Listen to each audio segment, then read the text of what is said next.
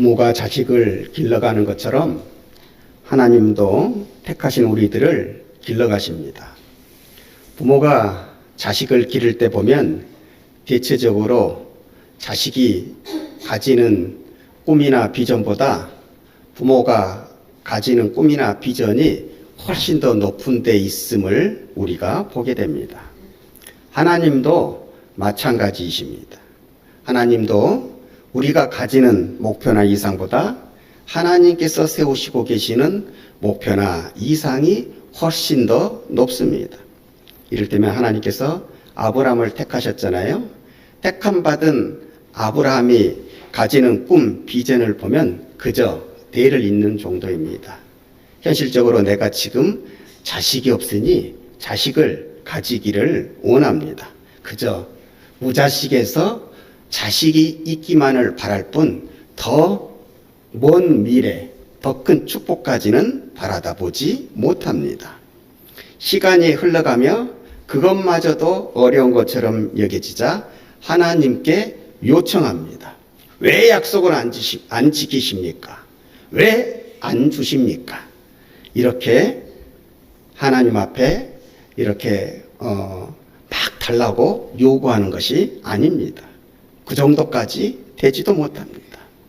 하나님, 나나 아내 살아나 너무 늙었으니 곧 우리로 하여 대의를 잇기가 직접적으로 대의를 잇기가 어려워졌으니 하나님, 저한테 종 엘리에셀이라고 지금까지 나를 잘 따르는 신복 같은 그런 신실한 종이 하나 있으니 그 사람을 양자로 나로 하여금 삼게 하셔서 내 대의를 이어주시는 것이 어떻겠습니까? 그러면 하나님이 약속하신 대로 나에게도 자식이 생기는 것 아니겠습니까? 처음보다 자신의 기대치를 한참 낮추어서 하나님께 아뢰입니다. 지극히 현실적인 결론을 내어놓고 하나님께 요청을 합니다. 이때에 하나님이 말씀하십니다. 아니다. 나는 반드시 너와 사라를 통하여서 대의를 잇게 할 것이다. 그리고 그것으로 끝나는 것이 아니라 너의 직계를 통한 후손이 하늘의 별과 같이 바닷가의 모래알과 같이 많게 할 것이다. 아브라함의 비전보다도 훨씬 높은 비전, 훨씬 높은 성취를 바라다 보십니다. 사랑하는 여러분, 우리를 향한 꿈은 말이죠.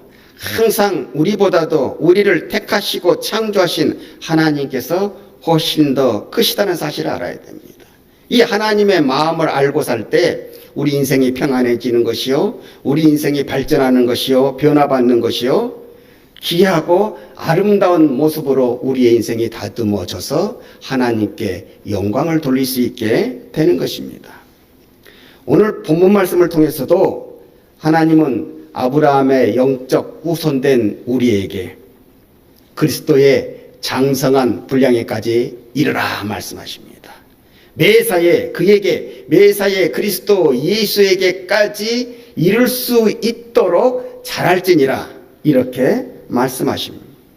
13절 말씀에 우리가 다 하나님의 아들을 믿는 것과 아는 일에 하나가 되어 온전한 사람을 이루어 그리스도의 장성한 분량이 충만한 데까지 이르리니 우리가 단순히 하나님의 자녀이고 우리가 단순히 그리스도인이고 이러한 생각과 칭호를 넘어서서 예수님의 수준에 이르도록 목표를 세우시고 동료에 가시는 사실을 우리가 오늘 본문 말씀 속에서 발견할 수가 있는 것입니다.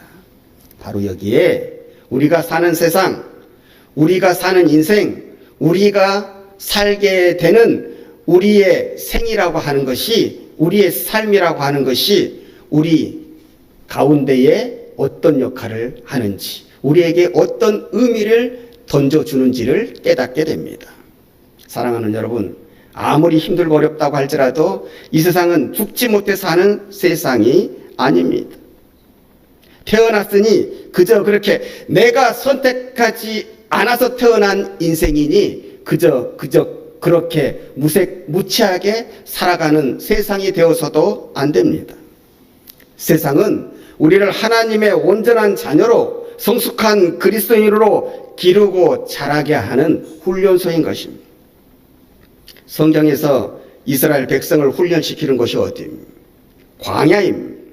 출애굽한 이스라엘 백성이 광야에서 여러분이 잘 아시는 것처럼 축복의 땅 가나안 땅으로 바로 들어가지 못하고 40년 동안 광야에 유랑을 하게 되잖아요. 광야에서 사는데, 광야에서 머물게 되는데 그 이유가 어디에 있습니까? 다른 데 있지 않습니다. 축복의 땅 가나안 땅에 들어가서 어찌 살아가야 되는지, 어떤 모습으로 자신의 모습을 나타내며 살아야 되는지 그것을 배워야 하기 때문에 그렇습니다. 그것이 배워져 있지 않았기 때문에 축복의 땅 가나안 땅에 들어가지 못하고 40년 동안 광야 유랑을 하면서 축복의 땅에 들어가서 하나님의 자녀답게 살 수 있는 말과 행동의 거지를 배워야 되는 것이었습니다. 우리 인생도 마찬가지. 다르지 않습니다. 하나님의 나라, 천국에 들어가서 살기 위한 수준을 우리가 이 땅에서 배워야 되는 것입니다. 그래서 목사님들이 그러시잖아요. 설교하실 때나 또한 우리 성도님들도 기도하실 때 이 광야 같은 세상에서 우리를 살게 하시면서 이 세상을 어디에다 비유합니까? 광야에다 비유합니다. 광야에다가 이 세상을 비유하는 이유가 바로 거기에 있는 것입니다. 우리도 이 세상을 살면서 출애굽한 이스라엘의 백성처럼 하나님의 자녀로 천국을 기업으로 물을 자로서의 그러한 수준의 삶을 이 땅에서 배워야 되는 것이기에 우리도 그것을 깨닫고 살아가는 사람은 그 기도의 입술에서 이 땅을 광야라고 보는 것입니다. 이 세상을 광야의 땅이라고 보는 것입니다. 우리도 여기서 훈련을 받아서 하나님의 자녀로서 성화되어져서 마지막 때에는 영화로운 존재로 천국에 들어가게 되는 것입니다.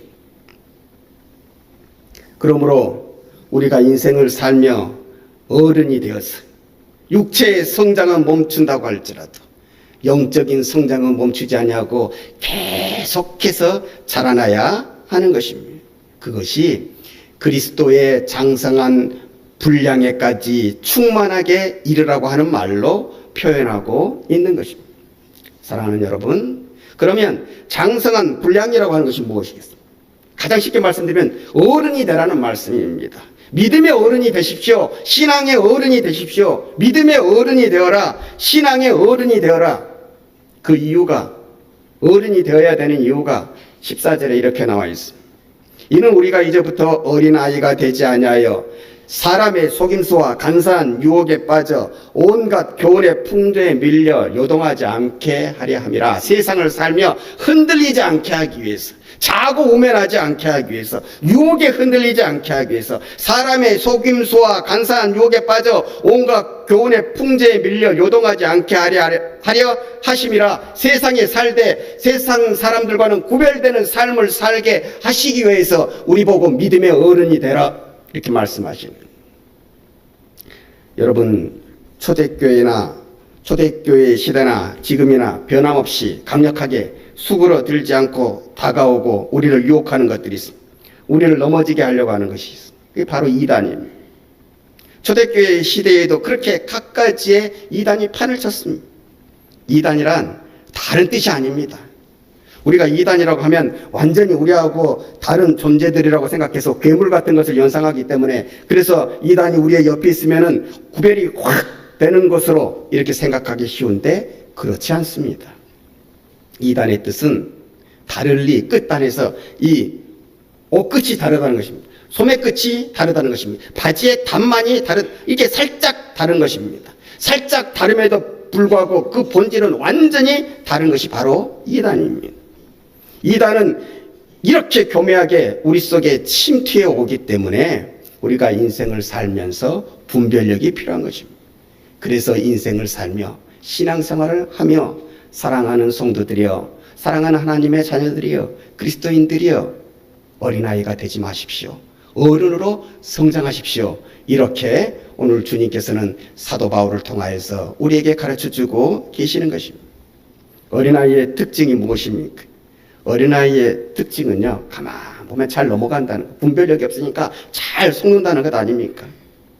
우리가 어린 시절에 많이 들어온 말이 있지 않습니까? 너 길을 가다가 모르는 사람이, 모르는 아저씨, 모르는 아줌마가 너한테 뭐 까까 같은 거 과자 같은 거 사준다고 그러면 절대 따라가면 안 돼. 절대 따라가면 안 돼. 그러면 큰일 나는 거야. 우리가 그렇게 배우고 그렇게 가르쳐 왔지 않습니까? 어린아이는 분별력이 없기 때문에 잘 넘어가기 때문에 좋은 것인지 나쁜 것인지 분간하지 못하고 안 좋은 쪽으로 나아갈 수 있기 때문에 우리 보고 영적으로 이 세상을 살며 어린아이가 되지 말고 어른이 되어라. 그리스도의 장성한 분량에까지 이르는 사람이 되십시오. 하나님께서는 우리를 늘 이렇게 당신의 선지자들을 통하여서 독려하고 우리보다도 더 아름다운 우리의 존재를 위해서 우리를 밀어가시는 것을 우리가 찾아볼 수가 있는 것입니다. 우리의 나이를 두고요, 한자어로 잘 표현한 것이 있지 않습니까? 20을 뭐라고 그럽니까? 20을 약관이라고, 약관 20세 그러잖아요. 그 약관이라고 하는 말이 이제 겉보기에 좀 어른의 티가 난다, 이런 뜻을 담고 있는 것입니다. 그래서 어른의 옷을 입히고 이렇게 머리에다가 어른의 관을 쓴다고 해서 약관이라고 그럽니다.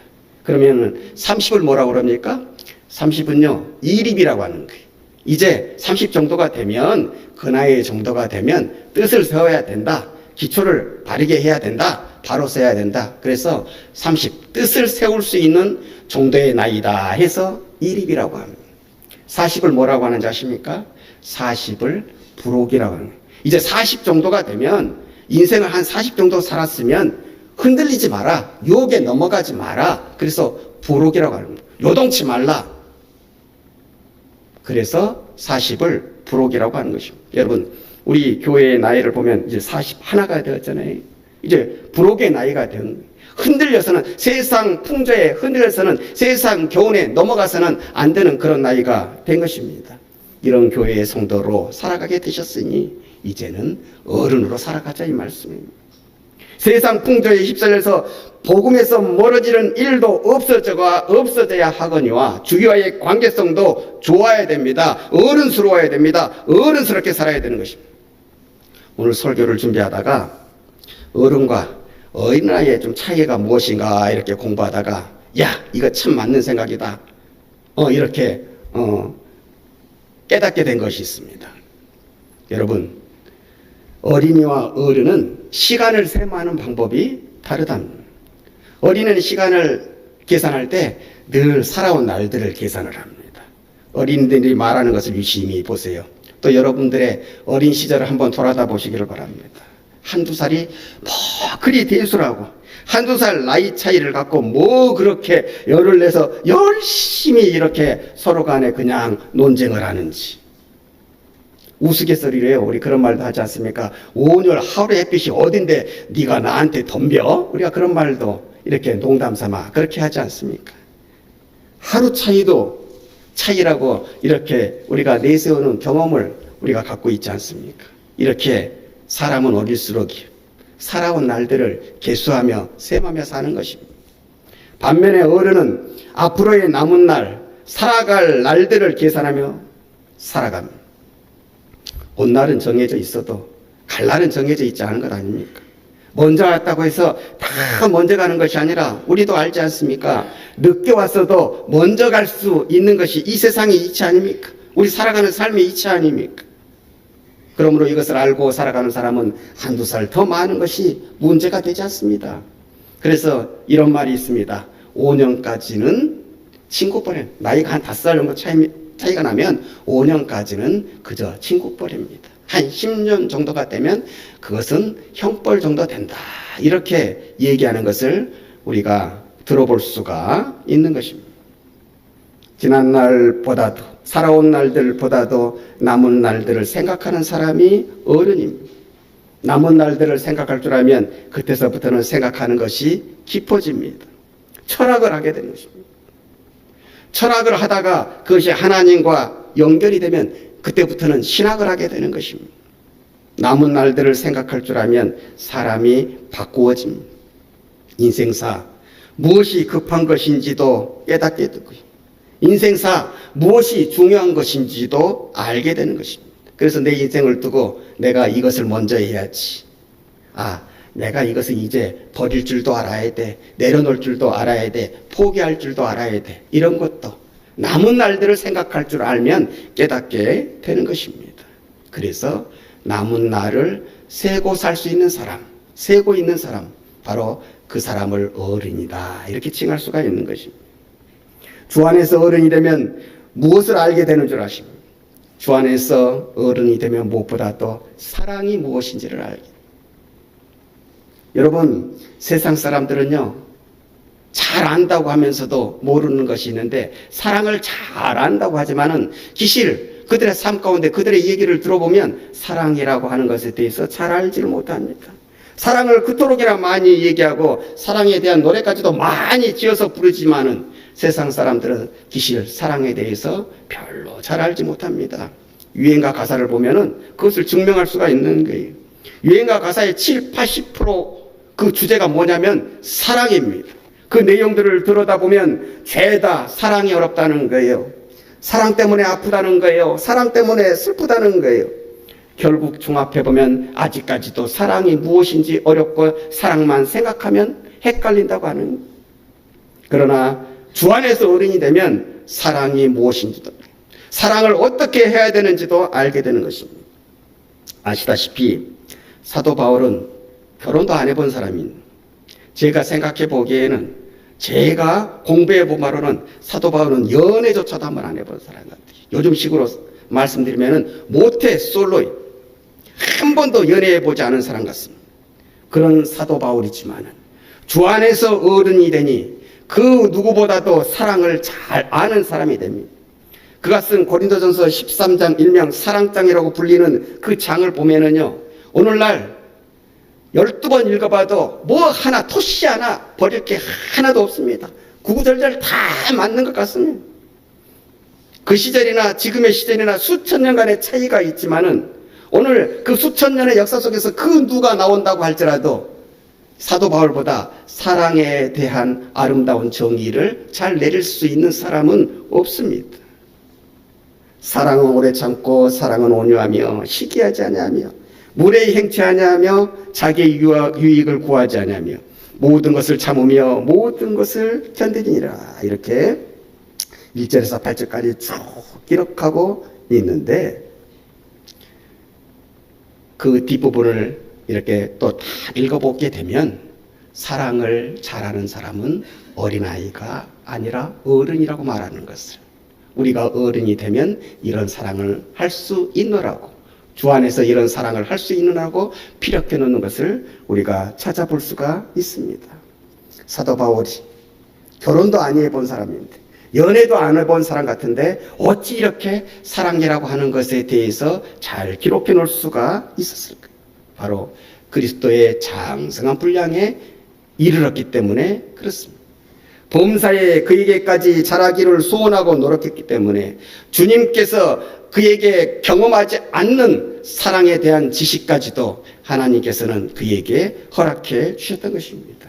그래서 오늘날까지도 그분을 통해서 선한 믿음의 영향력이, 사랑에 대한 아름다운 정의가 우리 가운데 찾아올 수 있게 하셔서 우리의 마음을 감화시키고 우리도 그 사랑을 행하며 살기를 독려하고 계시는 것입니다. 주 안에서 어른이 되면 주님의 품성이 우리를 지배하게 됩니다. 주님의 인격이 우리의 인격이 됩니다. 주님의 지식이 우리의 지식이 됩니다. 그래서 배운 것 없어도, 가진 것 없어도 세상에서 많이 배운 사람, 세상에서 많이 가진 사람들보다도 훨씬 주위의 사람들을 감동시키며 감화시키며 선한 영향력을 끼치며 살아가게 되는 것입니다. 그런 사람 되기 위하여, 그런 사람 만들기 위하여 오늘 주님께서 말씀하시는 거예요. 사도 바울을 통해서 말씀하시는 거예요. 범사에 그에게까지 잘할지라. 15절에서 16절의 말씀을 보면 오직 사랑 안에서 참된 것을 하며 범사에 그에게까지 잘할지라. 그는 머리니 곧 그리스도라. 그에게서 온몸이 각 마디를 통하여 도움을 받음으로 연결되고 결합되어서 각 지체의 분량대로 역사하여 그 몸을 자라게 하여 사랑 안에서 스스로 세우느니라. 우리가 영적으로 장성하여 어른이 되었어 주님의 은혜를 담을 만큼의 영적인 몸집을 키우게 되면 그때서부터는 주님의 은혜가 우리를 적시게 됩니다. 주님의 품성이 우리를 통해서 넘치도록 나타나게 되는 것입니다. 그 안에서 우리는 각기 다른 지체요 마디나 연합하여 하나가 되어서 한마음 한뜻으로 그리스도의 몸이 되어서 하나님의 영광을 드러내는 은혜로운 삶을 살게 되는 것입니다. 천국뿐만 아니라 이 세상까지도 하나님께 영광을 돌리기 위한 장소임을, 그 속에 살고 있는 우리의 존재의 의미를 알고, 여러분 어떤 형편과 처지 속에서도 나를 폄하하지 마시고 사시기를 바랍니다. 나를 귀하게 여기시는 하나님의 판단을 나의 판단으로 만들고 살아가시기를 바랍니다. 비록 나를 지치게 하고 힘들게 하고 어렵게 하는 것이 있다고 할지라도 우리의 형편과 조건과 사정, 이 모든 것들을 믿음으로 초월하여서 주님 안에서 자라나기를 소원하며 살아가시는 우리 사랑하는 믿음의 식구들이 되시기를 바랍니다. 그 은혜로 살면, 그 믿음으로 살면 그 소원을 이루시는 하나님의 능력이 반드시 우리의 삶 가운데의 은혜로, 축복으로 찾아오게 될 것입니다. 이 하나님이 주시는 참 깊은 은혜의 축복을, 이 은혜의 맛을 다 느끼며 살아가시는 우리 사랑하는 한송교회, 이제 교회의 나이로도 40을 넘어서서 모든 욕에서 흔들리지 아니하고 주 안에서 견고하게 살아가시는 우리 사랑하는 믿음의 식구들의 은혜요 하나님의 축복이 되어지시기를 주님의 이름으로 간절히 축원합니다.